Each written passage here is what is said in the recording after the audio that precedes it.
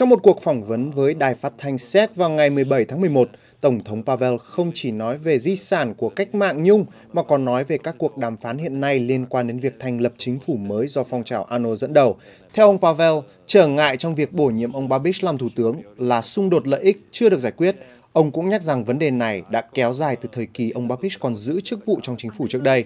Ông Pavel cho biết rằng ông không yêu cầu ông Babiš phải giải quyết xung đột lợi ích trước khi được bổ nhiệm, nhưng phải nói rõ phương thức giải quyết để công chúng có thể hình dung liệu phương pháp mà ông Babiš đưa ra có thực sự dẫn đến việc loại bỏ xung đột lợi ích hay không.